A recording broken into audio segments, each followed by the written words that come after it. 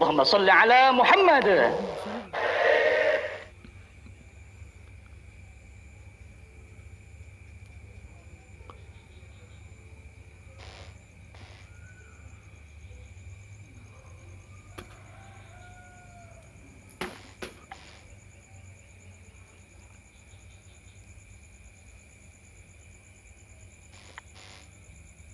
Assalamualaikum warahmatullahi wabarakatuh. Alhamdulillahi wa kafa. Wassalatu wassalamu ala sayyidina Muhammadin Mustafa wa ala alihi wa ashabihi ahli safa wa man tabi'ahum wa man wafa, amma ba'du.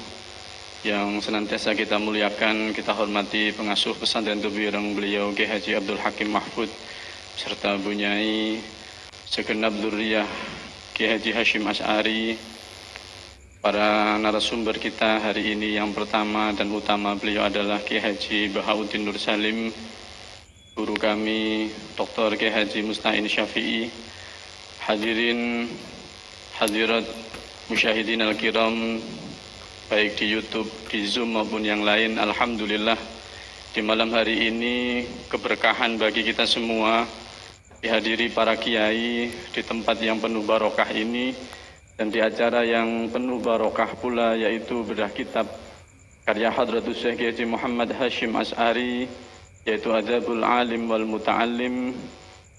Maka sebelum melakukan bedah kitab ini, kita tentu harus mengingat bahwasanya adanya kitab ini tidak lepas dari jasa Allahyarham Kiai Haji Muhammad Isom Hadik. Beliaulah yang mengorek-ngorek sehingga beliau menghadiahkan kepada kita semua ini karya-karya Hadratus Syekh yang sudah terkumpul di banyak cetakan. Kalau kita melihat ini dari Al-Maktabah Al-Masruriyah, ini sudah ada sekitar 22 kitab, 22 kitab, dan terus akan bertambah. Yang terbaru adalah Kaful Awam, yaitu penolakan Hadratus Syekh terhadap syarikat Islam. Kemudian di samping Al-Maktabah Al-Masruriyah ini, di Tubuireng ini juga dari teman-teman Ma'had Ali Gus, ini menghadirkan Tahqiq Adabul Alim wal Muta'allim ini, kemudian juga menghadirkan Mukhtasar Jami'atul Maqasid, dan yang dalam proses ini yang dibawa teman-teman ke panjenengan menika Kaful Awam fil Haud an Syarikatil Islam.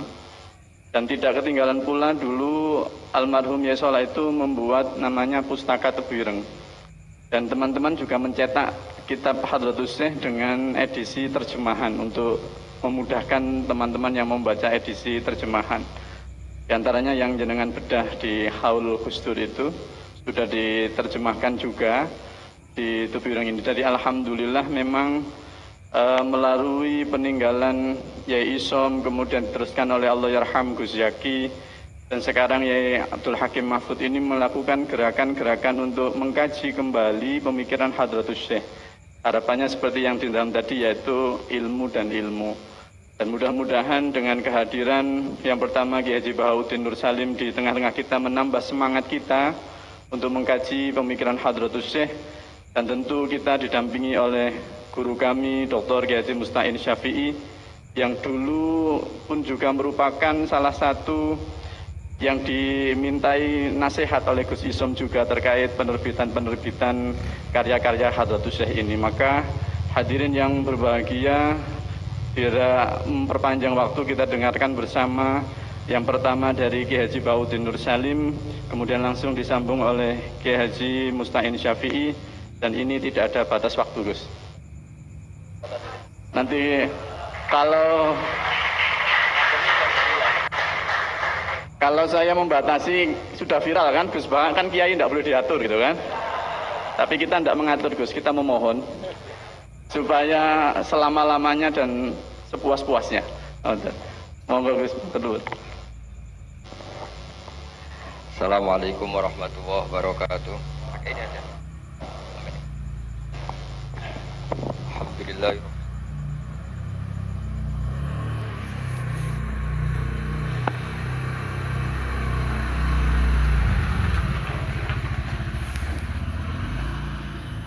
baca kitab teksnya Mbah Hasyim. Bismillahirrahmanirrahim. Alhamdulillahirabbil alamin wassalatu wassalamu ala sayyidina Muhammadin asyrafil mursalin wa khatamin nabiyyin wa ala alihi at-thayyibin wa ashabi at-thahirin ajmain, amma ba'du. Yang saya hormati pengasuh Pondok Pesantren Tebu Ireng Kiai Haji Abdul Hakim Mahfud serta Bunyai, wonten beberapa cucu Kiai Hasyim semuanya yang saya hormati, dan yang saya hormati Dr. Mustain Syafi'i yang saya hormati semua, Gus Fahmi semua yang saya hormati. Saya langsung ke poin ya, bahwa orang yang sudah meninggal itu statusnya itu terserah anak cucunya, sehingga ini masalah besar. Jadi saya ulang lagi ya. Jadi orang yang sudah meninggal itu dia berstatus apa itu terserah anak cucunya. Hingga kalau anak cucu ini, kalau dalam bahasa Gus Hakim, turosnya itu tidak dijaga, maka akan bahaya sekali. Dulu Nabi Ibrahim karena punya anak bernama Ishak, Ishak punya anak namanya Yakub, Yakub punya anak namanya Yusuf, terus Yusuf bin Yakub bin Ishak bin Ibrahim. Yakub ini oleh orang Israel diberi gelar Abu Bani Israel. Jadi nama lainnya Yakub itu apa? Israel. Hingga ketika beliau wafat, dan kebetulan di negara Israel itu diberi bendera Israel. Dan karena Israel itu identik dengan Yahudi, seakan-akan Ibrahim itu ya pendiri Yahudi. Hingga Allah membela-bela Nabi Ibrahim dengan kata-kata maka Ibrahimu Yahudiyyaw wala Nasrani, karena punya cucu yang meninggal di Israel dan dikira seperti itu. Kita tahu banyak guru-guru kita yang madhabnya ahli sunnah. Kalau menurut PBNU ditambahi ahli sunnah an-nahdiyah itu, saya tidak tahu itu tambahan itu legal apa ilegal, tidak tahu. Tapi kalau anak cucunya itu kubu sebelah, itu nanti ya terus gak dikholi, terus diharamkan khol. Kemudian pendapat itu seakan-akan warisan dari leluhurnya. Hingga kalau dalam tradisi orang-orang Arab dulu, kama tasyarrofa bi Muhammadin adnanu. Jadi orang itu mulia bukan berdasar mbahnya, tapi berdasar cucunya. Ini perlu dicatat ya. Bukan kayak orang Jawa, keramat munut, gandul apa? Keramat. Saya yakin andaikan Mbah Zubair tidak punya putra sebesar Mbah Mun, mungkin yang datang ke kholnya juga sedikit. Orang juga nggak bahas lagi Mbah Zubair. Baru kaca punya putra Mbah Maimun, punya murid Mbah Sahal dan yang lain-lain, orang bahas lagi Mbah Zubair. Andaikan Mbah Hasyim tidak punya murid kaliber tokoh-tokoh kayak Mbah Siddiq, hanya Kiai Haji Ahmad Siddiq, Kiai Fatori di Cirebon dan beberapa kiai termasuk Mbah Dowi, mungkin orang juga gak bakas Mbah Hasyim. Andaikan orang Mbah Hasyim tidak punya putra Gus Wahid, tidak punya cucu, tidak punya menantu kayak Mbah Mas Somali yang ngarang Sorop, Mbah Muhaimin yang mendirikan Darul Ulum di Mekah, juga orang tidak akan bagi bakas Mbah. Apalagi kalau cucunya terus kedunyan, terus pondok di pabrik, istaqobbalallahu minna minkum taqabbal ya karim. Nah, ini kan tiga. Nah, di sini nih kritiknya Imam Syafi'i terhadap murid-muridnya Imam Les.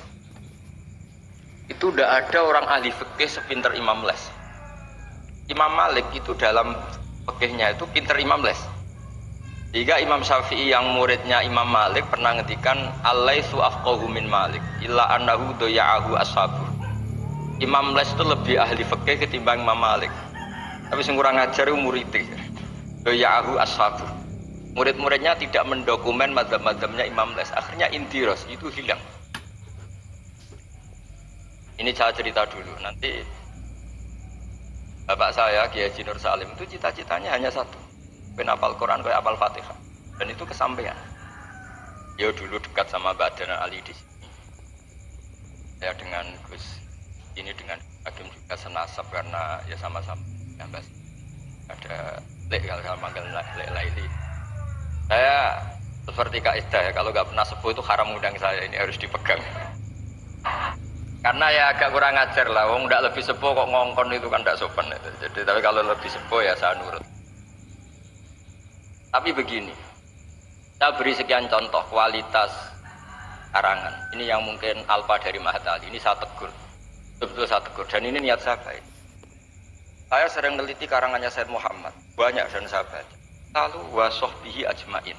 Di sini Mbah Hasyim juga menghentikan wa ashabihi at-thahirin ajmain.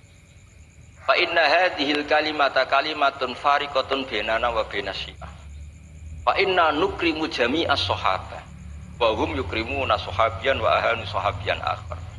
Itu harus disarai, jangan menjadi monoton ajmain. Saya ngaji di mana-mana selalu pakai khutbah yang konvensional wa ala alihi washabi ajmain. Lain males ya khutbah sing engkek. Juga agak tipikal orang engkek. Meskipun saya bisa bahasa Arab. Karena ajma ini kalimatun fariqah. Bahwa yang membedakan kita dengan kelompok itu adalah kita menghormati semua sahabat. Jika Mbah Hasyim ketika mengatakan ajmain dengan energi yang luar biasa, bukan monoton ajmain aja. Nah, sekarang banyak santri yang bilang ajmain ini mergo hafalane mau ajmain. Maksudnya piye ya ora roh. Pokoknya ngarepe nun rabbil alamin mursalin ajmain. Itu santri kriminal ya. Itu harus ditobatkan ya. Kalau saya jadi gurunya, jadi Pak Musta'in itu tidak saya luluskan di Mahatali. Karena ngelafatkan ajmain ora Jawa itu ora paham. Jadi ajmain itu kalimatun fariqah bainana wa bainasyiah fa inna nukrimu jami'as. Jadi semacam maklumat. Macam apa? Begitu juga menyangkut sholawat. Ini ada Muta'alim, kebetulan saya kaji itu An-Naur Robek. Karena cara saya memarahi Mahatali di sini. Marahi itu bagus. Kadang-kadang ilmu harus disampaikan dengan marah. Tapi tidak emosi. Sayyid Zabidi ketika memaknai sholawat itu luar biasa. Sampean bisa ngecek di Fadhailus Sholawat ala Rasulillah sallallahu alaihi wasallam. Itu kalau ngendikan itu wah luar biasa. Nabi itu jadi nabi setelah Isa bin Maryam yang dituhankan. Kita tahu Isa itu solehnya Masya Allah, gak punya istri, gak punya anak, gak punya harta, gak punya apa-apa. Dan kalau dipisai orang ya tidak balas, ditabok kanan dikasih kiri, pokoknya terlalu sempurna sampai dianggap anak Tuhan. Nabi itu jadi nabi itu setelah Nabi Isa. Nabi yang begitu dimuliakan sampai dianggap sebagai anak. Jika Nabi itu ada traumanya. Angin traumanya Nabi itu kalau dahar itu di depan umum dan duduknya agak kurang priayi. Hingga kalau ada orang lewat yang belum iman bilang hadar rajul alladzi yasumu annahu nabiyyun yaqulu kama yaqulul abdu. Ini tahu orang yang mengira dirinya nabi, tapi kalau makan tidak priayi. Seperti makan gaya makannya budak. Tapi Nabi dengan rileks ngendikan wa ayu abdin a'badu minhu. Siapa budak yang lebih baik ketimbang keperbudakan saya? Muridan bidzalika abdullah. Beliau merasa itu sebagai hamba Allah. Tapi apa yang terjadi? Itu perlawanan Nabi terhadap status bahwa seorang Nabi itu Tuhan. Nabi melawan terus menerus. Sehingga ulamanya juga ikut mengatakan gitu. Di antara ciri khas Nabi apa? Al-a'rad al-basyariyah. Beliau harus punya sisi sebagai manusia. Karena itu bentuk perlawanan terhadap penuhanan Nabi. Yaitu zaman Nabi siapa? Isa. Akhirnya Nabi itu daharnya ya ibadah. Tidurnya ya ibadah. Nikahnya ya ibadah. Justru barokahnya Nabi nikah. Huwa basarun, buktinya yangkih, beliau menikah. Beliau juga basar, buktinya punya anak. Jadi semua yang terjadi pada Nabi itu bentuknya semuanya tauhid. Nafyul uluhiyah anil basar dan isbatul uluhiyah hanya kepada Allah Subhanahu. Nah, harusnya Mahatali itu punya kualitas seperti itu. Sehingga wong ajmain nggak ditakriri ini saya curiga. Iya ya kalimat sepenting itu nggak ada penjelasannya. Nggak ada tahqiqnya. Ini yang keliru semoga gurunya. Nggak perlu pengasuh, nggak berani lah. Nah, jika kata Sayyid Zabidi, hadhil ummah masunatun wa mar'iyatun dari kesalahan. Umat ini pasti terjaga, tidak mungkin salah kayak umatnya Nabi Isa. Bi barokati sholat ala Rasulillah sallallahu alaihi wasallam. Cara berpikir gimana? Begini, Allahumma itu Tuhan. Ya Allah saya minta sholli berikan sholawat terbaikmu ala Muhammad. Sehingga Allah tetap posisi pemberi. Apapun hebatnya Nabi itu penerima. Sehingga jelas aturan mainnya. Engkau pemberi, Rasulullah apapun hebatnya penerima. Dan ketika kita bilang Allahumma sholli afdhalas sholat, sholawat terbaik engkau kasihkan sama hamba terbaik engkau. Jika jelas ini Tuhan, ini hamba terbaik. Dengan sholawat maka umat ini tidak akan menuhankan kanjeng Nabi Muhammad SAW. Apapun sempurnanya Nabi. Nah ini sekarang banyak orang sholawat tuh pakai target. 1000 khasiatnya gini, 100 begini. Oh itu juga kriminal menurut saya. Dalam konteks ilmu ya. Jadi dalam konteks mujarrobat atau primbon itu bagus. Tapi kalau dalam konteks ilmu itu tersangka. Ini kata Said Zabidi, bukan kata saya yang ngarang kitab Ithaf. Dan kita tahu Mbah Hashim ngaji sama Mbah Mahfud. Mbah Mahfud punya abah juga gurunya Mbah Abdullah, Mbah Abdul Manan. Nah, Mbah Abdul Manan ini orang yang lazama Sayyid Zabidi Sahibul Ithaf. Itu luar biasa. Saya mohon ilmunya Mahatali seperti itu. Jika kata Sayyid Zabidi, wa Muhammadun wa in jalla qadru yahtaju ila sholatihi ta'ala. Apapun hebatnya Nabi, jalla qadru tetap butuh pada Allah. Dan itu jadi bagus karena Allah pemberi, Nabi penerima. Artinya hadil ummah tidak akan terjadi penuhanan terhadap Nabi Muhammad SAW bi barokatis sholawat. Dengan pemahaman seperti ini. Sehingga Sayyid Muhammad kalau muji Nabi, semua ulama kalau muji Nabi pasti tidak meninggalkan kata yang ada di Burdah. Da'mat da'adhun nasara di Nabi. Meski muji Nabi sak karep-karepmu, tapi dak ninggalo sira maing perkara idda'adhun nasara fi nabihimi. Hindari pengkultusan yang berlebihan kayak yang dilakukan orang Nas. Tapi setelah itu da'mat da'adhun nasara fi nabihimi wahkum bima syi'ta madhan fihi wahtakimi. Setelah kamu enggak terjebak paham Nasrani, silahkan muji Nabi setinggi-tingginya. Mansubila adatihi masyi'ta min sarafin mansubila qadrihi masyi'ta min idhami fa inna fadla rasulillahi laisa lahu haddun fayuriba an gunatikun bifami dan seterusnya. Jadi ini Mahatali, bukan mubtadiin, bukan anak-anak. Jadi saya dulu dikasih Gus Wahmi itu siapa, pokoknya kitab ini pernah tak pelajari. Tapi saya senang belajar yang agak tukaran. Jadi kitabnya Basim agak serius saya pelajari itu memang Al-Jasus Antahrimin Nagus, karena saya punya yang dari Maktabah Turmusiyah sudah geger sama saya Fakih Mas Kumambang itu dijadikan satu. Jadi kitab seri itu Gus Wahmi, seri tarungnya itu. Tapi nggak apa-apa, ini kan ilmiah jadi bagus. Dulu itu lama kalau bentrok itu rukun, nggak kayak sekarang. Biasa debat ya lucu saja karena ilmu. Sekarang enggak. Imam Syafi'i itu ya biasa ada cocok sama Imam Malik. Padahal Imam Malik itu gurunya, tapi urusan apa? Urusan ilmu. Jika cerita di keluarga Termas itu paling masyhur, saya pernah ngisi acara akhir sanas di Termas itu. Mbak Hasyim itu mau ke Termas sama Mbak Dimyati, semua kentong beduk disterilkan. Karena yang datang Mbak Hasyim yang ngaramkan beduk sama kentong. Itu Mbak Hasyim senangnya bukan main, karena pondok Termas setua itu nggak pakai kentong dan beduk, berarti seide. Setelah jagungan sama Mbah Dimyati, ternyata ada santrinya. Sampun Mbah, beduk mun kalau dilirno sedanten. Itu kagetnya. Oh, ternyata akal-akalan itu. Saking lugunya santri pas masih jagungan sama Mbah Hasyim. Sampun kalau dilirno sedanten Mbah kentong kalian beduk mon aman, tapi Mbah Hasyim sudah di situ. Saking lugune mau saking gobloke terserah lah. Dan itu dulu nggak masalah. Dulu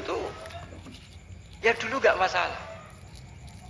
Karena penghormatan pada ilmu. Abu Hanifah itu tidak pernah kunut. Imam Syafi'i ketika sholat di masjid Abu Hanifah tidak kunut. Ikroman di hadzal madhab. Saya memuliakan madhab. Ya. Jadi saya mohon kualitas ilmu itu dijaga, terutama yang semacam maklumat. Kayak tadi Mbah Hasyim bilang wa ashabihi at-thayyibin ajmain. Kata ajmain itu penghormatan. Kata at-thahirin juga penghormatan. Ciri khas ahli sunnah adalah berpendapat kullu ashabi rasulillah udulun. Semua sahabatnya Nabi itu adil. Entah Bani Umayyah sekalipun itu adil. Sehingga Imam Bukhari meriwayatkan kadang ya dari Abi Sufyan, dari Muawiyah.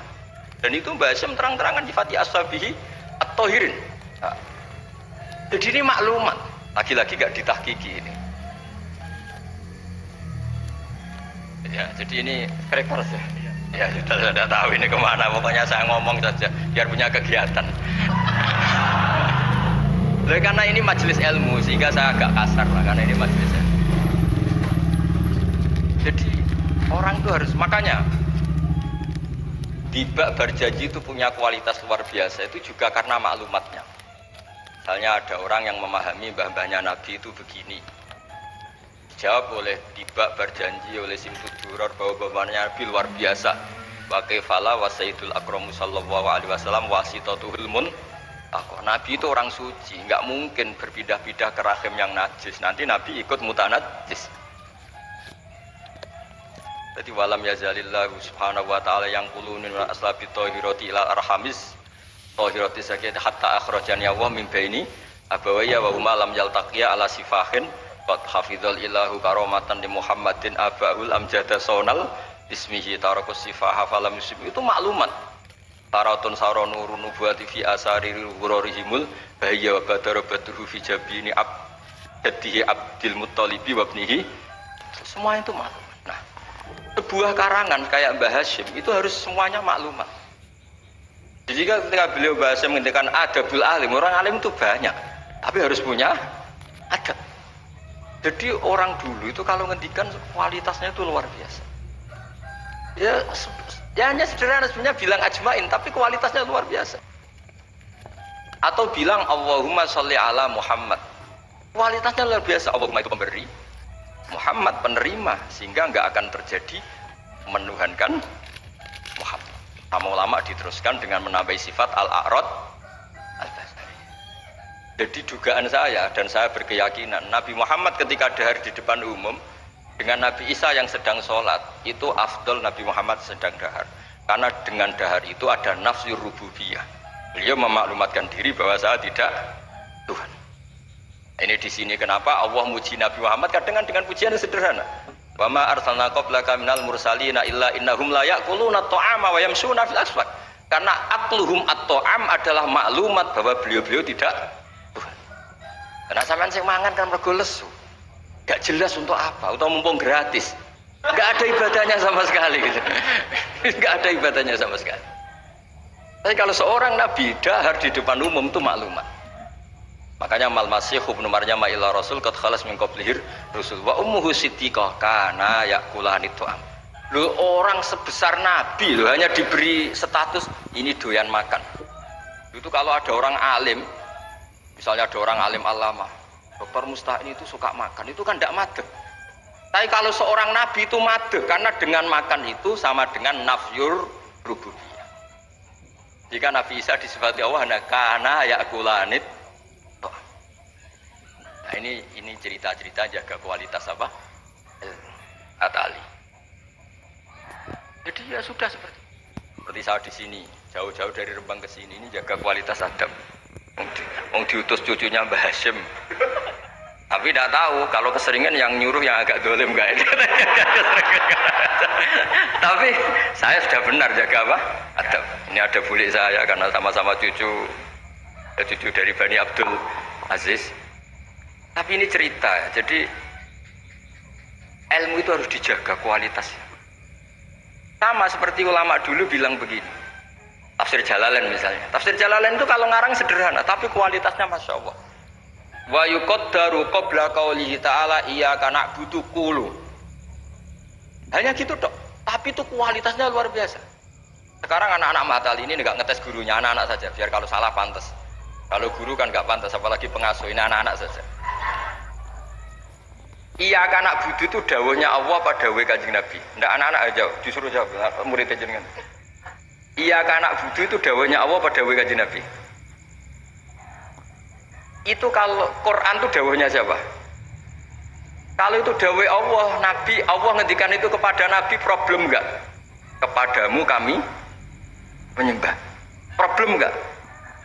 Problem. Untuk menghilangkan problem itu sebetulnya sebelum iyaka itu ada kata ulu atau kul. Muhammad, kamu harus mengatakan iyaka na'budu. Bukan Allah langsung ngendikan kepada Nabi iyaka na. Kalau begitu maknanya berarti aku nyembah kue. Fatal enggak?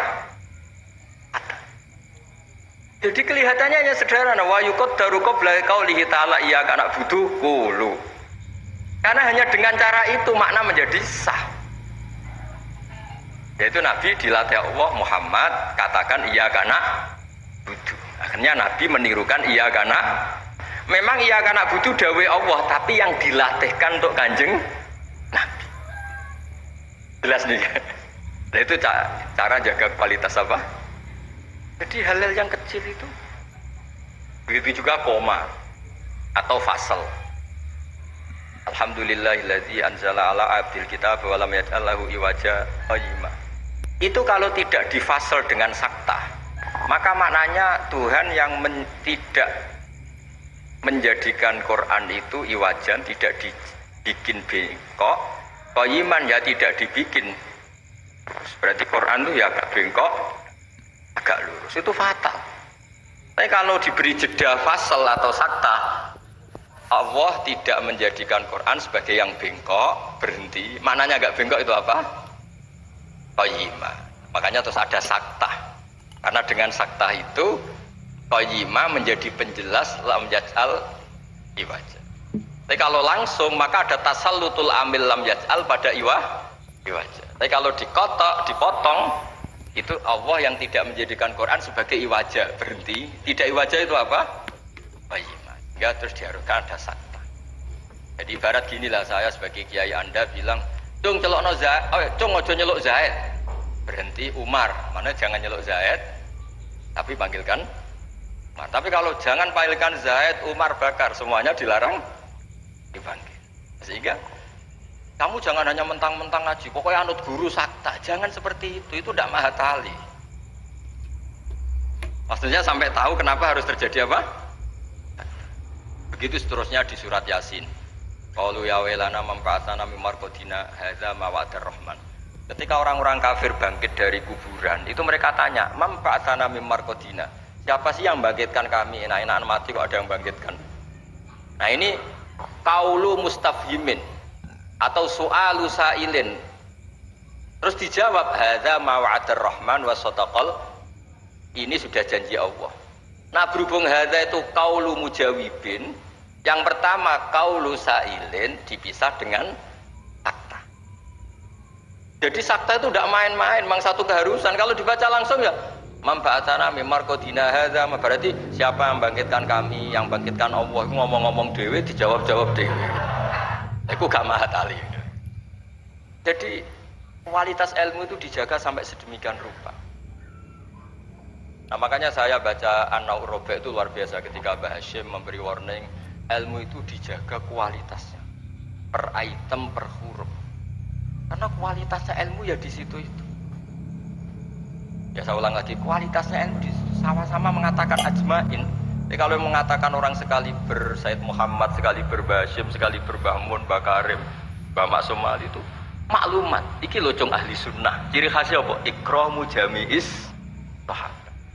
Ketika Mbah Hashim menyebut wa ala alihi at-thayyibin, beliau jelas di konon ahli sunnah wal jamaah wa nukrimu ahlal. Jadi ya bikin mukaddimah sekaligus maklum. Nah ini yang mungkin orang terus nganggap itu monoton. Ini yang kita sayangkan. Sebenarnya kalimat-kalimat itu kalimat maklumat atau kalimat jati diri. Dan seterusnya. Ini yang terakhir. Ini kan alhamdulillah ada pelaturan di atas jam 9 nggak boleh. Jadi ini melanggarnya jangan lama-lama nanti. Bebas melanggar. Saya mohon sekali kualitas ilmu itu dijaga. Nah, terus tentang penulisan Gus Isom, saya alhamdulillah pernah ketemu beliau ketika saya dulu makili Pondok Anwar di Pondok Lirboyo. Pas itu Gus Isom sudah senior di Lirboyo. Jadi saya pernah ketemu Gus Isom Hadik di Lirboyo. Jadi tahu betul lah saya beliau orang alim dan ceria dan sangat suka mendokumen. Termasuk dokumen itu pernah naskah itu ditemukan di Rembang. Karena dulu teman-temannya Mbah Hashim itu banyak yang di Rembang. Mungkin Gus Hakim suatu saat juga harus melihat naskah beliau yang ada di buyut saya. Saya punya buyut kandung namanya Kiai Fauzan. Dulu teman dekatnya Mbah Hashim.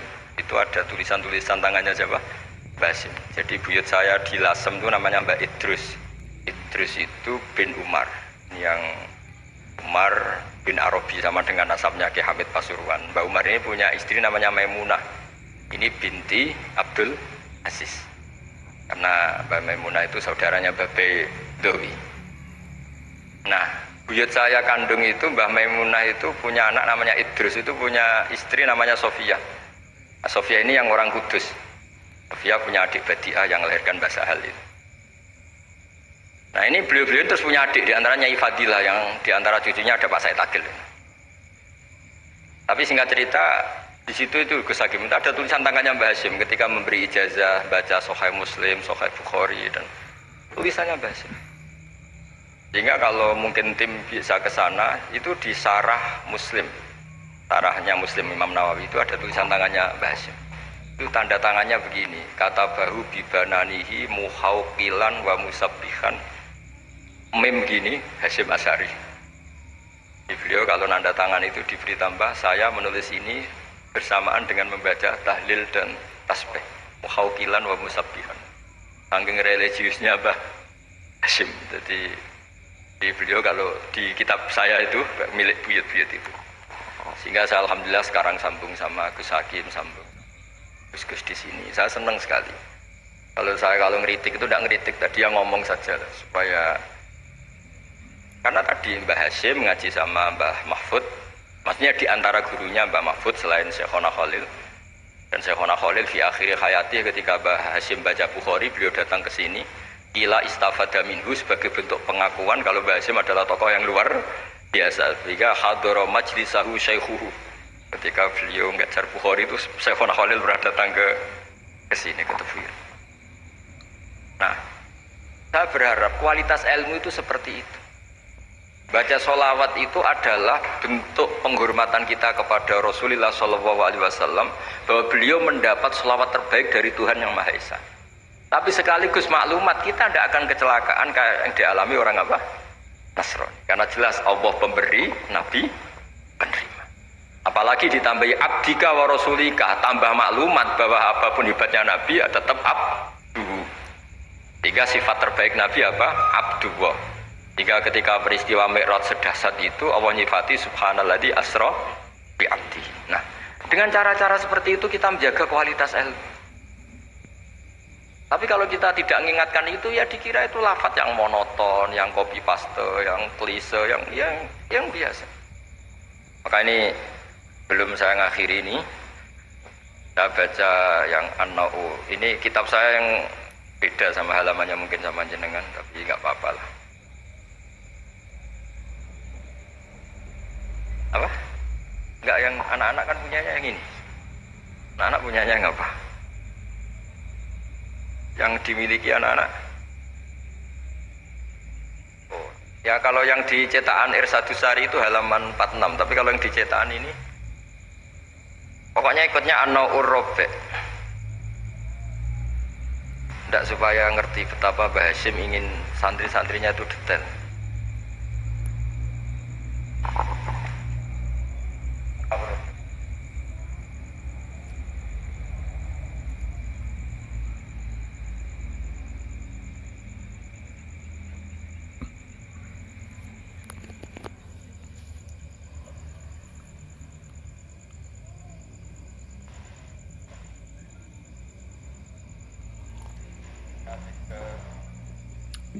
Nah, tapi yang saya baca yang 37 warrobi ayyusofi sama ya pro.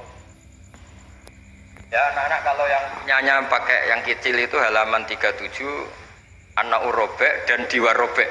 Ya, An-Na'ur Rabi' dan di yang warrobi. Ayyusofi ma yaqra'uhu qabla hifdhihi tashihan jayyidan. Imma ala syekhi aw ala ghairihi mimman yutkinuhu wa yahfadhuhu. Ba'da dzalik hifdzan muhkaman. Tsumma yukarriruhu ba'da hifdhihi tikrara muwadhifin. Terus terusé waqad taqaddama annal ilma la yu'khadhu minal kutub fa innahu min adharril mafasid. Jadi kalau orang hanya ngaji enggak pernah ditasihkan guru, kata Mbah Hashim itu min adharril mafasid. Karena itu masyhur di kalangan kiai itu. Makanya di kalangan kiai itu masyhur gara-gara titik wong mati. Ada santri enggak pernah mengkonfirmasi baca Ayatun Sauda Dawaun min kulli da. Kitabnya dia itu titiknya 2.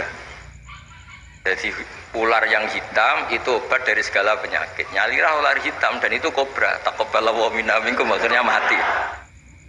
Nah, padahal sebetulnya itu teksnya habbatun Sauda. Tapi kitabnya dia kelebihan titik dibaca Hayyatun Sauda. Harusnya kan Habbatun Sauda.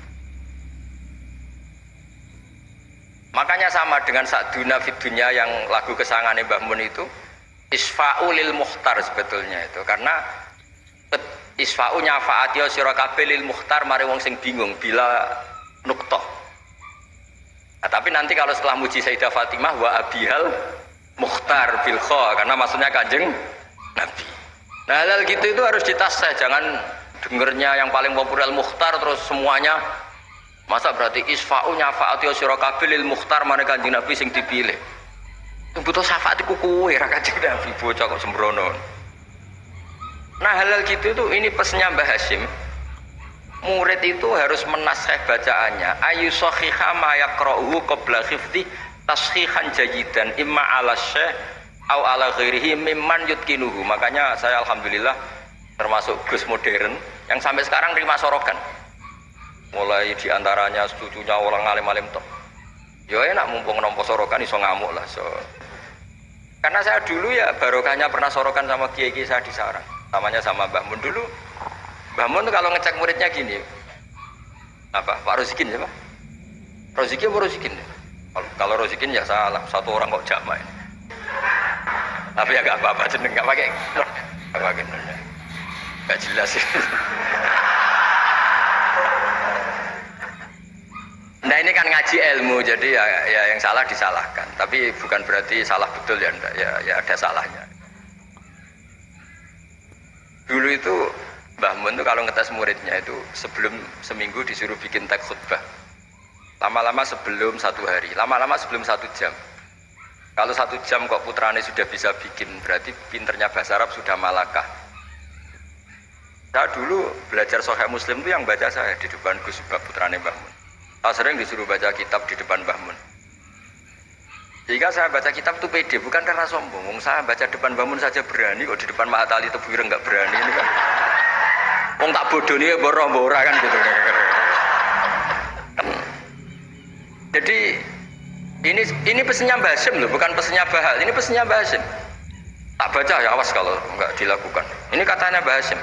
Warobe ayu sohiha ma yaqra'uhu qabla khifdihi tashihan jayidan. Imma ala syekh aw ala ghairihi mimman yutkinuhu wa yahfazuhu ba'da dzalika hifdzan muhkaman. Tsumma yukarriruhu ba'da khifdihi.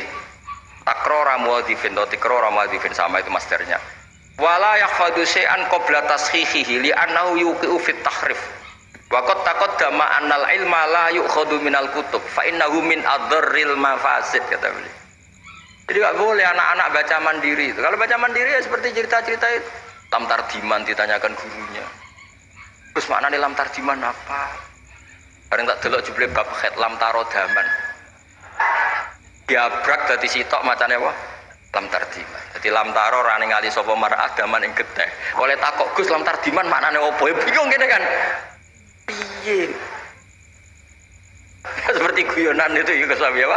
Gus Umaryoto itu. Imriti dibaca apa? Umaryoto. Bingung kan?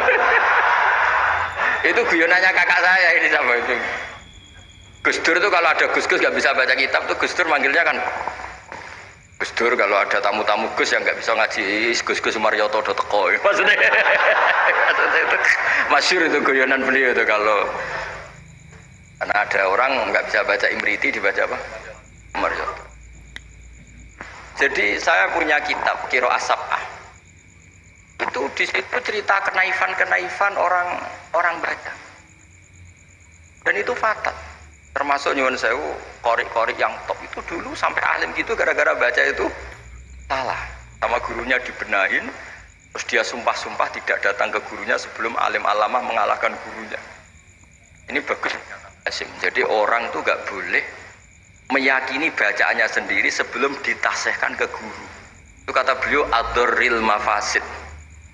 Karena tadi takutnya apa? Habbatun sauda dawaun min kulli da. Dibaca hayatun sauda dawaun min kulli da. Dan itu banyak cerita-cerita gitu tuh banyak. Makanya kalau guyonan kiai Jawa itu wal jarodi lan lawang. Muridnya protes, "Mbah, kalau gak ada makna iku walang." Lah ya walang sing nemplek lawang. Wis kadung isin. Terus kadung isin. Watini lan alu. Ini yang cerita Mbah Mun bukan saya. Mbah, guru kula kok maknane elo, Mbah. Lah iya wit elo kena gua alu. Asline wis isin. Wal ardi lan bom. Gurine bingung wal ardi kok bom. Bareng didelok jebule bumi dia. Ribet kan? Jadi harus ditasehkan. Yang saya pernah ngalami sendiri bukan jari itu, saya dulu ketika di madrasahnya Mbah Mun itu sekolah. Itu bab nyarai baca sarahnya Arba'in. Paman mengkote sapane wong saraka nyolong sapa man albedo tangi anduk. Gurune mulai bingung. Tuh mosok beda maknane anduk, jebule endok. Tulisannya kan karena tulisannya sama. Nah, ini bagus ini kata Mbah Hasyim ini min adril mafasid. Nah, termasuk asal usul di karangnya nahwu juga karena itu. Ada orang Arabi kila datang ke Sayyidina Umar, wakila datang ke Sayyidina Ali. Dijelas Arabi tadi bilang gini, ya Umar, ya Amirul Mukminin, kalau Allah saja agak ngurusi Rasulnya, apalagi saya. Terus lima ada kenapa? Terus dia baca Inna wa bari'um minal musyrikina wa rasuli. Dia baca dengan apa? Jer. Berarti Allah tidak ngurus orang musyrik juga agak ngurus Rasulnya. Terus masyhur tuh Sayyidina Ali ngutus Abdul Aswad Ad-Du'ali kila Yahya bin Ya'mar disuruh ngarang bab ataf. Jadi pertama nahwu dikarang itu bab ataf.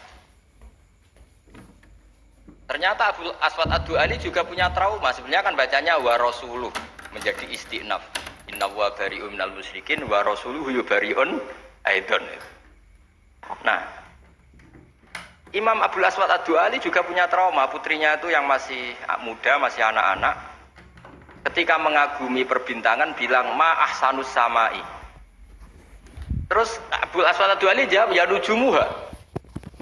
Karena dengan dibaca seperti itu maknanya menjadi pertanyaan, langit itu yang baik apanya, Bah? Ya nujumuha. Allah innama ajibtu min husniya, saya ini kagum, langit begitu baik. Mestinya bacanya ma ahsanas sama, aduhai begitu indah. Tapi dia bacanya ma ahsanus samai. Jadi artinya kalau bacaan nggak benar itu ya tadi min adril mafas.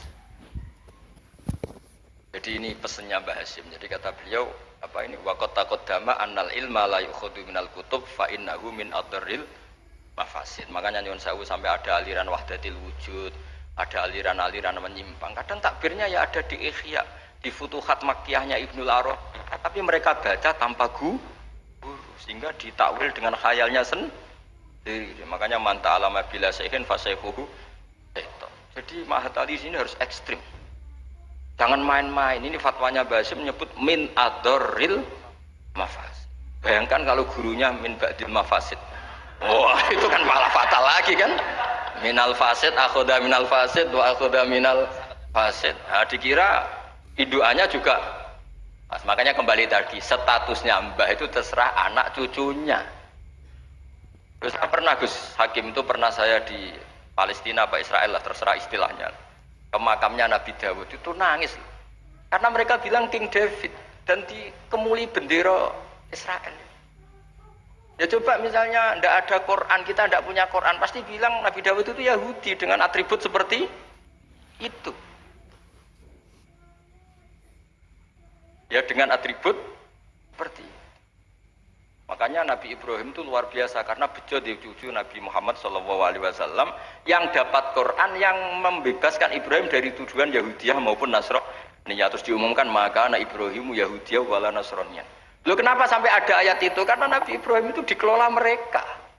Berarti disetatuskan oleh mereka dan mereka itu Yahudi.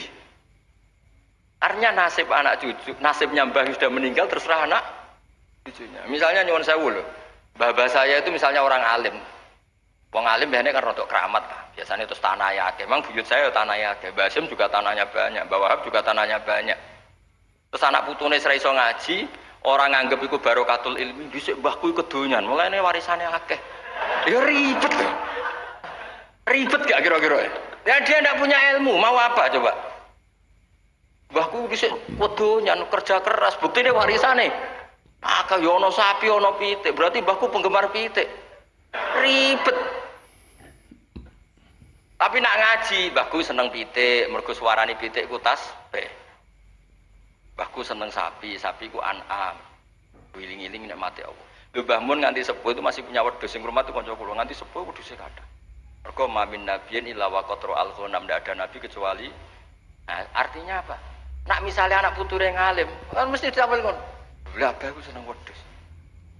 Jadi gara-gara ralim kan mesti macane nganggo ilmune. Mbah Sim mau pinggir pabrik gula, jadi cara berpikir ekonomis, golek daerah, ya ribet. Lah kok Mbah Sim mondok Mekah jare, Mbah Sim seneng plesir, buktine taune Mekah, ribet. Mbah kerja ning Bin Laden, ribet. Jadi Mbah iku nasibe gantung. Nah, ini melani Gus Isom luar biasa, beliau ya tadi seperti kata tadi nulis terus diurip-urip peneh. Hidung ya jelas ya. Wong ini ngamuk sinten ya ora jelas, pokoke ngomong ngono ae wis. Kowe salah paham yo karepmu ora karepmu, pokoke niki ikhlas wonten mawon pokoke. Boten maksud kula niki kula dari anak Gus Hakim diki hak ngamuk, dadi ya sudahlah. Ngamuk itu butuh majelis. Ya memang seperti itu. Coba nyuwun sewu beberapa orang top. Itu kan ya minnah.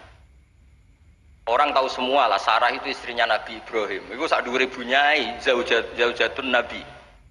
Tapi sing wani nganggo jeneng Sarah itu rata-rata wong non muslim. Akhirnya seakan-akan Sarah itu figur yang non. Gue sekali-kali neng-neng itu anake jeneng anu Sarah. Ben bunyai Sarah. Sing mulang kitab putih kata bunyai. Dan ya lu yo Nabi, gara-gara yang pakai mereka seakan-akan ya kubu. Mereka boleh sekali-kali Gus-Gus jenenge. Dan ya Yusua, Yasa. Jadi status itu karek anak putu. Jadi ini cerita makanya kama tasyarrafa atau kama takarrama bi Muhammadin Adnan. Jadi Sayyid Adnan itu mulya gara-gara dia putu sing jenenge Kanjeng Muhammad sallallahu alaihi wasallam. Jika orang nyari-nyari Muhammad kok iso top ngono iku anake sapa sih, bae sapa sih, buyute sapa? Sama, orang kayak Mbah Hasyim itu dicari-cari, Mbah Hasyim itu turunan mana sih kok sampai stop gitu. Akhirnya diketahui Hasyim bin Asy'ari bin Wahid terus bin Anusarwan bin Syabat sampai Mbah Sambu dan sebagainya. Itu versi catatan yang di dokumen Lasem. Jadi kalau versi di dokumen Lasem itu kalau nggak salah itu Mbah Hasyim bin Asy'ari ya, bin Wahid bin Anusarwan bin Abdul Azim bin Mbah Sambu kalau di dokumen. Saya tidak tahu dokumen yang di sini. Atau sama-sama tidak tahu ya tidak tahu saya pokoknya ini kan ribet kan ini kan. Tapi ini cerita ya, jadi makanya ketika saya diminta saya supaya hafal Quran itu bapak saya itu kalau ngendikan tuh sederhana. Kowe iku nak iso ya hafal Quran, aku babahmu hafal Quran. Nek ora hafal Quran anakmu luwih di alasan gak hafal Quran. Jadi misalnya saya cucu Basim kok gak ngalim, anak pirang ngalim mesti enak, bapak ya ora alim. Gampang. Jadi terus bikin generasi, misalnya saya ada hafal Quran kan anakku gampang, hafal Quran niru bapak. Keren. Jadi walhasil nasibnya Mbah ini karya anak. Makanya masyhur banyak ulama yang enggak dikholi bahkan mengharamkan khol karena anak cucunya enggak yang berpendapat disyariatkannya apa? Itu. Jadi menurut saya peristiwa Nabi Ibrahim itu peringatan ke kita maka anak Ibrahimu Yahudiyah. Masa seorang nabi kok terlintas itu Yahudi kan enggak mungkin. Tapi masalahnya ada namanya Yakub, itu nama lainnya Israel. Sebenarnya Nabi Yakub juga ada Israel dengan makna Zionis ya enggak. Tapi tahu-tahu ada sebuah sistem yang seakan-akan seperti itu. Akhirnya Allah membuat tabri'ah maklumat bahwa Ibrahim disebegitukan itu tidak benar. Karena tadi sejarah orang yang meninggal terserah yang ya, Assalamualaikum warahmatullahi wabarakatuh.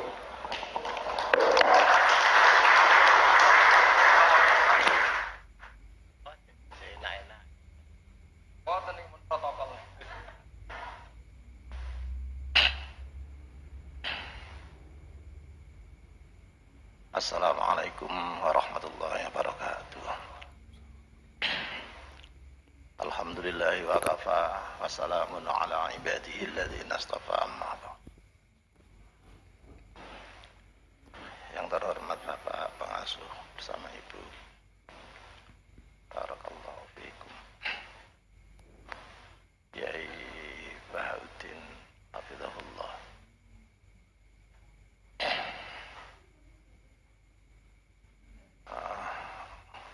Bapak sekalian yang kami hormati. Tadi baru saja ditelepon suruh mendampingi Kiai Bahak. Wah, gak iso aku ngaji ning Kiai Bahak gelem. Tapi ngomong ya jelas gak nutut aku. Baina sama wa sumber minyak. Nek baina sumur cetek wis kurang munjur maneh tembang. Mas-mas yang di Tebireng wis bosen mendengarkan saya bicara adabul alim ini. Tahun 2003 itu sudah diterjemah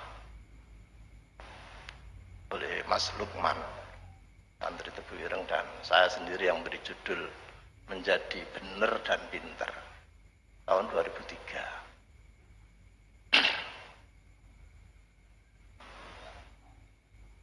Terus sekarang booming lagi, bagus.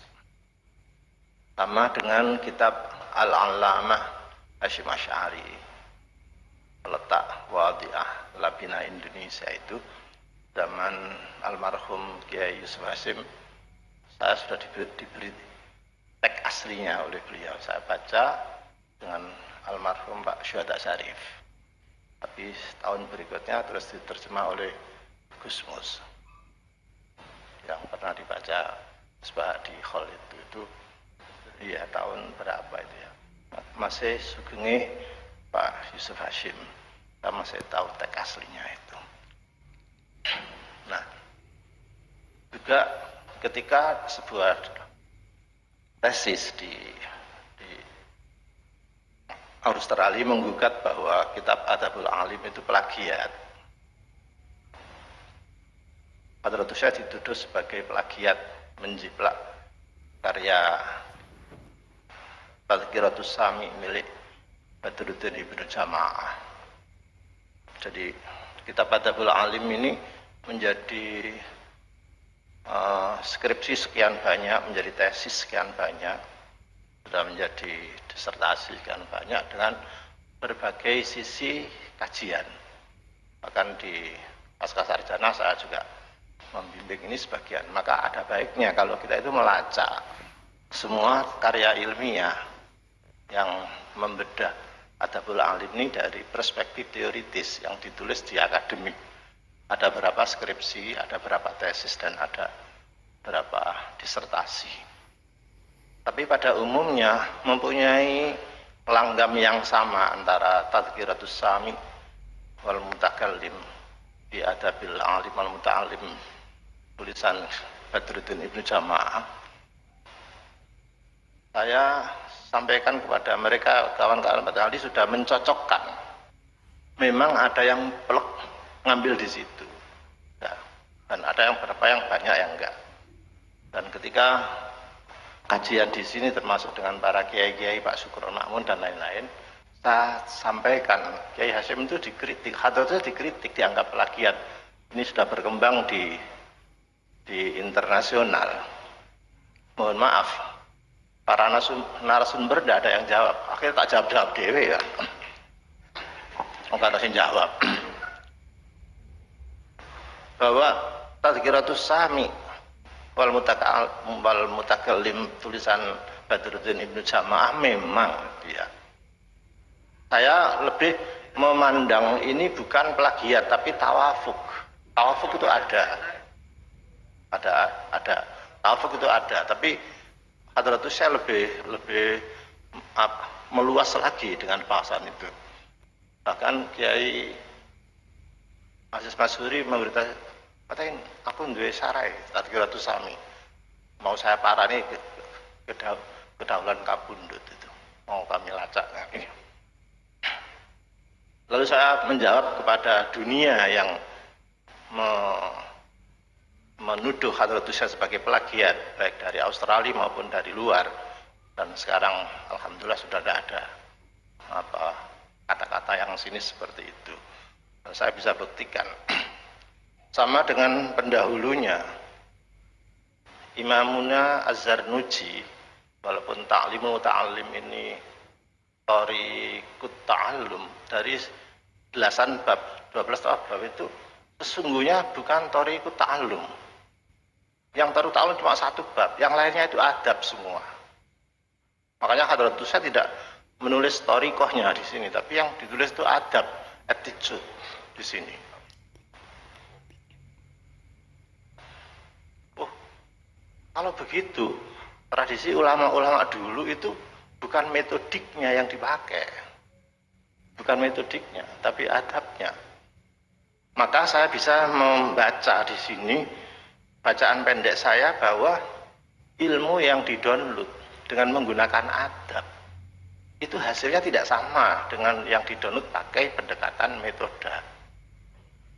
Metode barangkali itu sebuah kognitif ya, sebuah akademik, tetapi tidak bisa atraktif seperti ilmu yang didownload dengan adab.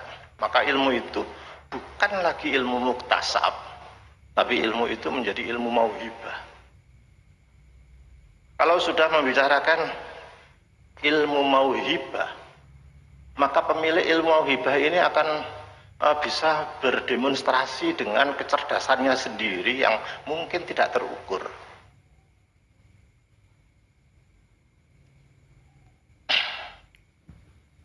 Kita ambil contoh satu aja.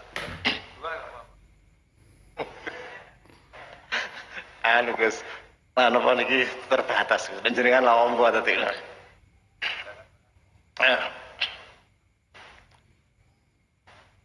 Tentang ilmu ini, kenapa Al-Quran merujuk ahli ilmu tidak mengatakan begini, fas'alu ahlal ilmi in kuntum la ta'lamun, tapi fas'alu ahlal dzikr in kuntum la ta'lamun. Seharusnya kalau akademik ya fas'alu ahlal ilmi lah, bukan ahlal dzikr. Dari apa diferennya di sini, ada perbedaan? Orang berilmu yang stagnan belum tentu mempunyai pola zikir dan belum tentu disebar kepada orang lain, belum tentu sadar bahwa dirinya itu berilmu yang harus punya amanah untuk disebarkan.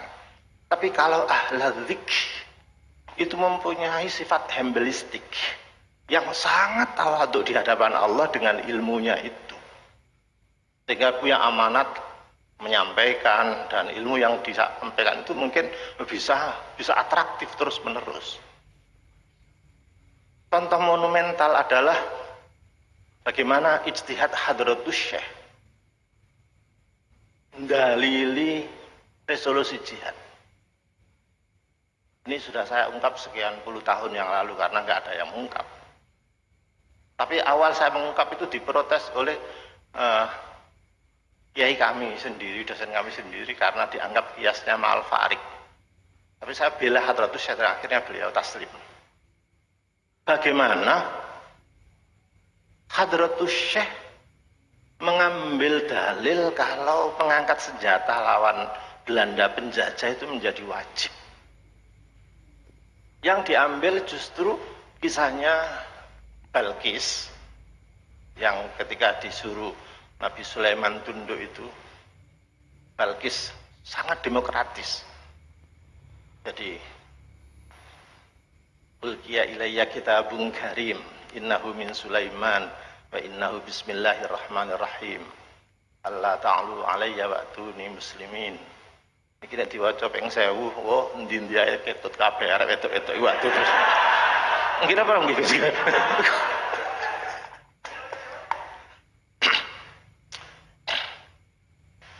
Bayangkan sudah digambarkan bagaimana demokratisnya Balkis.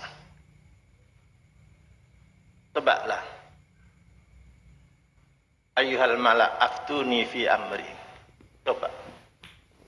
Perbedaan mala itu penggede istana, penggede.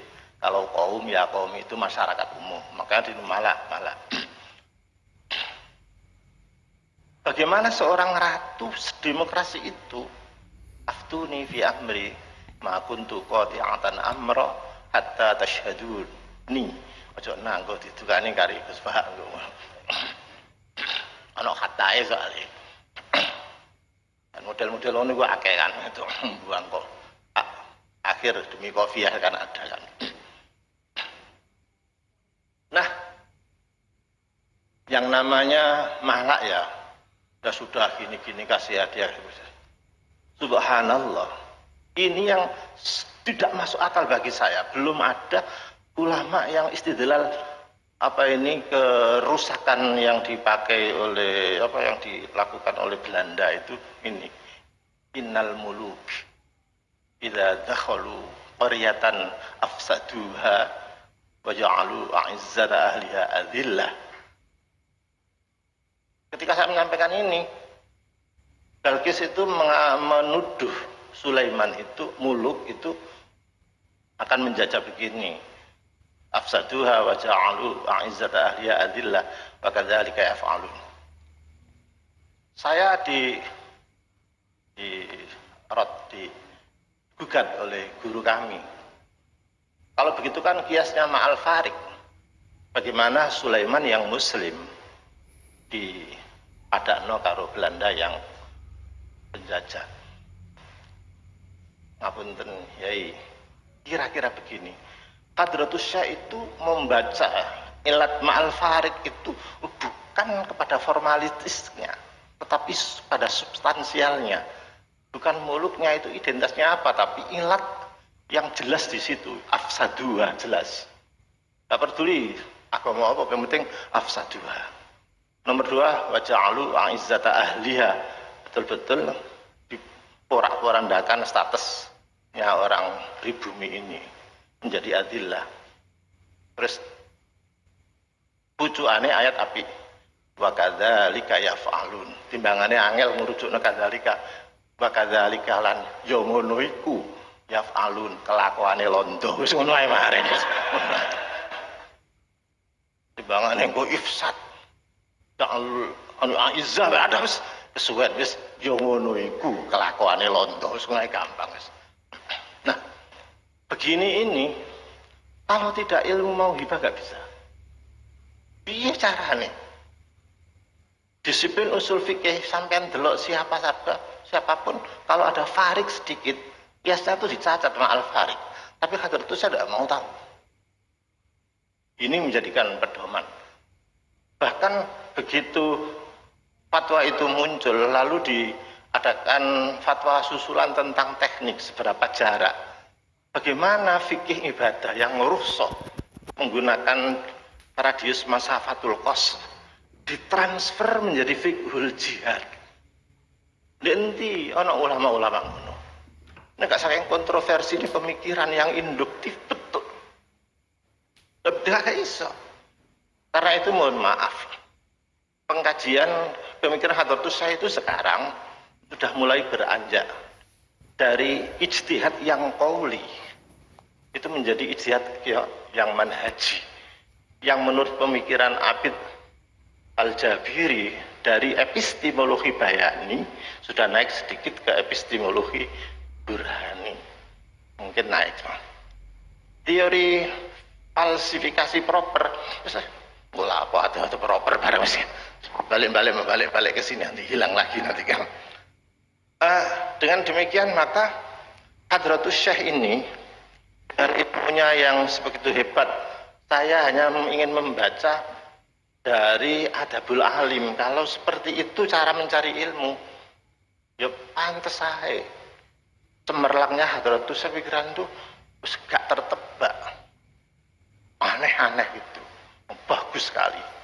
Terus pertanyaannya itu santri ndi sak donya iki sing nglakoni kaya Adabul Alim ku ndi? Ya waro, ya zuhud, ya ngene. Ndelok potongane Mas ya arek matane sendiri aku gak percaya aku. Gak percaya terus terang. Apa mana kuliah bareng wedok? Adalah tahanan sampai tak kandani ya. Dulu unhasiku, dulu tapi ya dulu. Sing lanang mahasiswa itu fakultas siji fakultas syariah. Manggone di Tebing sini ya gini. Loro dakwah di Jombang. Sing jenenge mahasiswa itu kuliah mesti fakultas syariah. Mesti. Nah sing wedok jenenge kuliatul banat mesti tarbiyah. Ketika ono Arek lanang kuliah tarbiyah itu gak ono biyen niku. Wedok kuliah syariah itu gak ada dulu, tapi kan sudah berubah, wong Hadratus saya punya perubahan. Karena itu orang yang mempunyai ilmu mauhibah ini seperti orang memonitor keadaan itu pakai drone dari atas, tidak picik. Oh iya, makanya daya sadarnya Hadratus Syekh terhadap pemikirannya yang dikritik itu tinggi sekali. Coba kita lihat ya, Kaful Awam ya. Kaful Awam itu ditulis tahun 1913, 2 tahun setelah Syarikat Islam. Itu berarti Hadratus Syekh baru umur 42 tahun wis ngeritik organisasi Syarikat Islam. Kaful Awam. Jadi fil khawdi apa?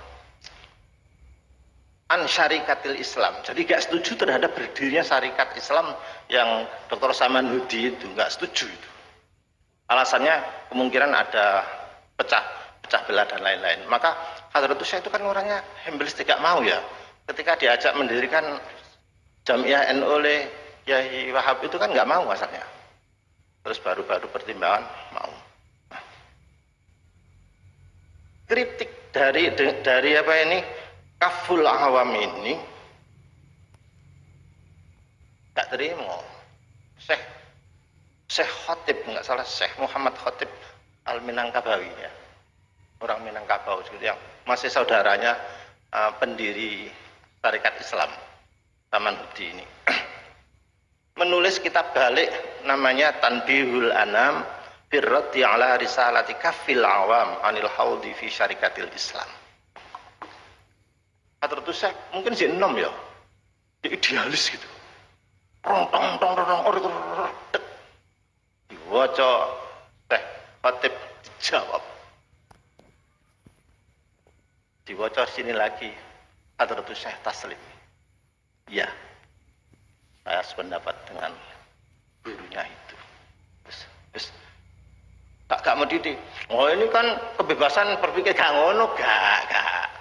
Nggih, ada bahasanya ar-rujuk, bahasa ar-rujuk.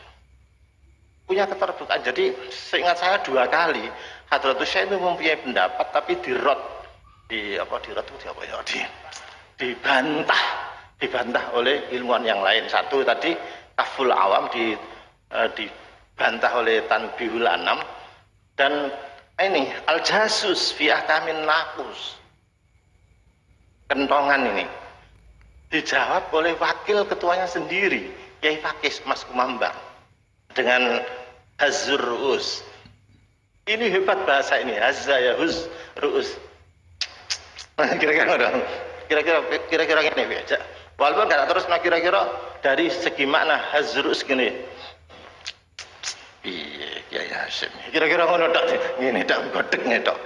Hazrus godheg. Nah itu fi raddil jasus an tahrimin naqus. Ketika Hadratus Syekh menerima jawaban ini pada musyawarah para kiai, itu dibacakan. Ini Kiai Fakih sudah menjawab seperti ini, dan silahkan itu pendapat. Jadi terbuka sekali Hadratus Syekh itu. Tidak pernah ngotot mengatakan dirinya itu benar, paling api. Itulah ketawaduannya, benar, bagus. Dari mana hal-hal seperti itu? Kayaknya. Karena pendekatan adab itu, maka beberapa pintu dibuka oleh Gusti Allah sehingga mendownload situs Tuhan itu yang melugur. Itu tidak hanya ilmu yang normal saja, tapi ilmu hebat turun kabeh. Aku cari tahu mesti gak dipercaya uang yo. Iya susah. Ya piye ya. Nah ini Pak Yai Muhsin itu tahu, Yai Sobari. Yai Sobari tahu cerita bahwa di cedek makom di Komplek P itu ono padang-padang didelok, ono sing delok niku cedek P makom niku tibake Hadratus Syekh itu ngaji ngulangi Gus Yakub. Gus Yakub sing adike bibike Gus Isom. Ngaji ngulangi Gus Yakub. Makanya Gus Yakub tuh gak tahu kok nek ngaji dari kanca-kancaku sing ngaji. Nek gak iso ku kita itu. Ya apa ngarang kita panggil pol. Mbah itu celuk Al-Fatihah tuh mbah. Iso mana? Sing ngajeni at-tajridus sorry. Ya, saksine dulu tuh bangsane Pak Rozak apa jenenge iku? Jenenge iku majelis suro ya. Dewan Suro dan lain-lain. Terus itu satu. Seorang kiai bercerita, mungkin mosok atau saya ini ngene mosok isok ngene. Ya wis. Terus beliau itu kan dalamnya kan keras kan, part sawah. Aku digonjengno sepeda itu. Nek sawah seret terus jatuh, jeglong. Biar suasana berubah itu wong putih-putih serban wis nunggu kedatangan Hadratus yang akan memberi pengajian di situ. Tapi iki jarene percaya ya sak karepmu, gak percaya alhamdulillah gak kaken perkara. Tinggal satu permasalahannya, mungkinkah wong mati iso mengajari wong urip? Timbangan aku ngarang. Lihat Al-Quran bagaimana berbicara tentang Rasul yang mendidik kita. Mesti yatslu alaihim ayatihi, yatlu fil mudhari. Wa yu'allimuhum mudhari. Wa yuzakkihim mudhari. Jadi continue terus menerus. Bahkan Hadratul Rasul sudah wafat itu masih aktif nyambangi kita. Cuma kita kegedean hijab sehingga tidak bisa komunikasi dengan. Coba kalau hijabnya itu dibuka seperti Imamuna Al-Ghazali. Coba seperti Imamun As-Suyuti, kuntu usailuhu yaqadhah seperti itu. Apa susahnya? Jadi dilihat dari bentuk yatslu mudhari terus menerus. Saya yakin orang bisa menimba ilmu dari orang mati itu bisa. Nek iso tapi nek gak iso ya wis nah. Awak iki gak iso. Nah nek wis bareng wis biasa karena gelek sapa kuburan tadi komunikasinya itu sangat lancar itu. Nah ini karena itu sifat hambistiknya Hadratul Rasul ini bisa dibuktikan ketika menulis kitab At-Tanbihatul Wajibat yang ditulis tahun 36. Kalau ada Alim 25 ya. Ini 25 ya ini. Ya 25 ya, 25. Tahun 36 memang di situ disebutkan bahwa ihana, perendahan terhadap Hadratul Rasul itu ya hukumannya mati. Memang di ya. Tetapi ketika ada persoalan besar yang dibahas oleh Muktamar tahun 1939 di Magelang, Hadratus saya berubah arah. Bayangkan, mari nulis kitab ngenyek Kanjeng Nabi dihukum mati. Nah, ini saya digawe dalil ulaika sing keras-keras itu. Hadratus saya hukum mati ku. Sama presiden sama sini Macron Perancis itu. Termasuk majalah Charles Hebdo barang itu kan itu anjene kemalan itu. Garai perkara anjene. Hukum mati aja. Ini sama Hadratus saya kalau nulis juga begitu, hukum mati. Di At-Tanbihatul Wajibat hukum mati. Tapi begitu bermasalah, ada persoalan dibahas di muktamar. Beliau memandang sebuah kemaslahatan yang hebat lagi. Saya tidak tahu apakah Mas Solihnya ini menggunakan Najmuddin At-Tufi apa enggak. Kayaknya iya, bukan sekedar teori masalahnya Imam Syatibi, tapi yang dipakai Najmuddin At-Tufi rupanya ini. Jadi apa ini ya, nas itu bisa meluas. Beliau justru tidak setuju terhadap dihukum mati terhadap pada orang yang menghina Hadratul Rasul tadi, tapi mengusulkan. Ijolnya itu mengusulkan. Hendaknya ada aturan yang baku dari pemerintah, karena kita itu sudah terikat oleh pemerintah. Maka pemerintah didesak untuk membuat aturan, jangan sampai ada ihanah itu, sehingga legal betul. Coba nomor 2, semua jihad itu fikih klasik mesti mengatakan harus perintah ulil amri, nggak boleh, nggak harus pemerintah presiden, mau punya orang presiden. Tapi Hadratus Syekh tidak menggunakan itu, karena ulil amrinya belum dibentuk. Pada saat raja-raja Jawa itu tidak bergerak, tidak berdaya, bahkan ada yang dimanjakan oleh pemerintah, maka justru kiai-kiai lah yang bergerak, yang bisa mobilitas umat seperti itu. Nah, karenanya maka pada saat siapa ini namanya Van der Plas dengan insinyur siapa yang pendamnya Karl von Schmidt, ya Van der Plas dan ya itu kan di Tebireng diterima Hadratus Syekh masuk, tapi sopan. Dia membawa herder besar itu di jalan di gerbang ono kadilbono dari Hadratus Syekh. Lah itu Tuhan tadi membawa anjing, suruh masuk dong, kasihan kepanasan. Santri kanan ini lho asune londo iku lebokno. Pak gelem, ya ini ku asu niku ngono so. Kono menghormati wis bapak tak mlebu kandang. Setelah keluar Van der Plas dengan Smith tadi keluar, santri-santri senior kira pengurus gugat kesekikin. Niku kan mughaladha. Sing ngarani mughaladha iku lho lak fikih ya. Anjingnya lu gak ngerti. Dekne iku najis mughaladha apa gak ngerti. Malah anjing saiki iku justru kerimbatnya itu per kerimbat 600.000. Kalau paling sampone orang ngaring paling dilarang sampone asu itu. Jarine asu. Sakjane sing mughaladha iki aku apa awakmu sing.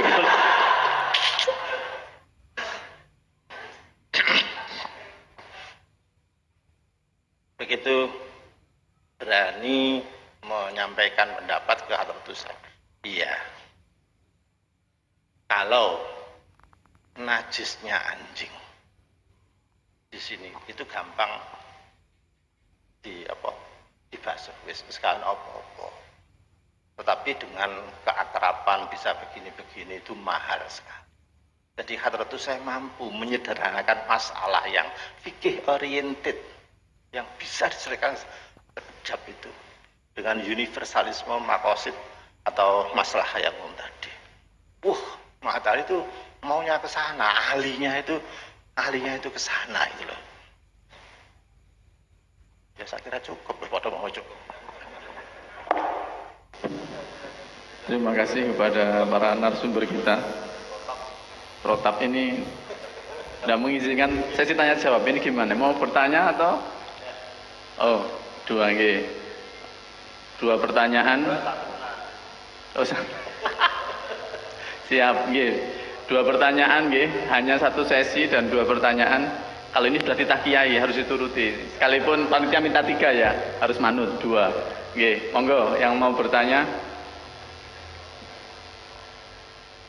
Wah, nggak pernah ditanya, Gus. Oh, ini ketua panitianya ini. Monggo yang mau bertanya.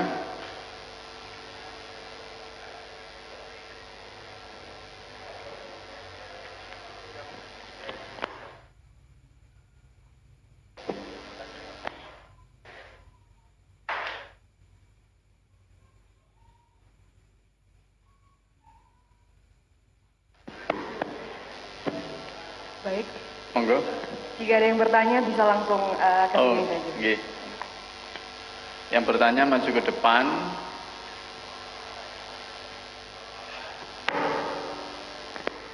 Dimohon kepada segenap hadirin yang ingin bertanya kepada beliau, Kami beri batasan maksimal 2 soal dalam satu kesempatan ini, bisa mendatangi sumber suara di depan, sebutkan nama dan asal dari mana. Silakan kepada para ustadz mungkin, para pembina, monggo. Ya, boleh. Bisa mendatangi di depan, atau dari santri, mahasantrinya silahkan. Ya, monggo.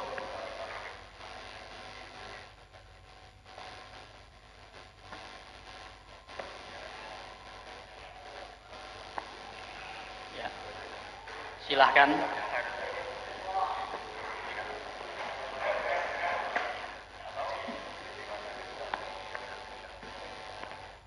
Assalamualaikum warahmatullahi wabarakatuh. Nama Salam. saya Muhammad Khairul Anam, asal Pasuruan. Saya mau tanya Gus, ngapunten sadari. Jadi saya pernah ngaji nggak tahu ngajinya itu agak ngantuk atau gimana ya. Jadi, ngaji Adabul Alim itu disebutkan bahwasanya ketika kita mencari seorang guru itu dianjurkan untuk istikharah atau melihat kriteria guru tersebut. Jadi problemnya kali ini hampir semuanya mungkin ya, ini yang saya lihat di mana-mana pun itu karena ada sistem madrasah atau sekolahan, orang itu ketika ngaji nggak tahu gurunya itu udah diistikharoi kepingin ngaji ke ini, akhirnya salah Gus. Jadi ditetapin ngajinya sama ini, jadi nggak tahu sistem keilmuannya gimana, kita anggar ngaji aja gitu Gus.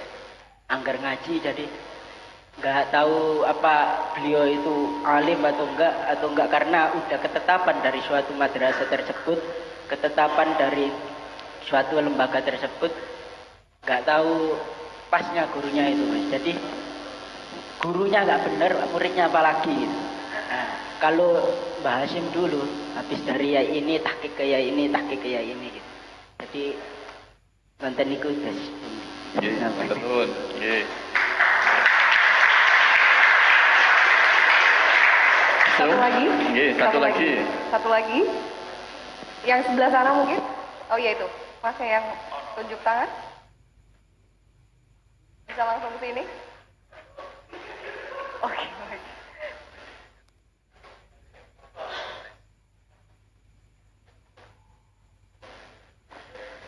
Nggih, monggo. Bismillahirrahmanirrahim. Di sini saya hanya memenuhi saja biar lengkap yang bertanya. Sering kita dengar bahwasanya perkataan al-masyhur bi barakatil mastur. Kami ingin memberi lebih penjelasan karena kan juga banyak artis-artis yang terkenal. Apakah juga bi barakatil mastur? Gitu seperti itu. Sekian dari kami. Wassalamualaikum warahmatullahi wabarakatuh. Nggih, monggo Gus. Terima kasih. Santunan. Monggo Gus. Yang tadi kan bagian saya yang kedua tadi.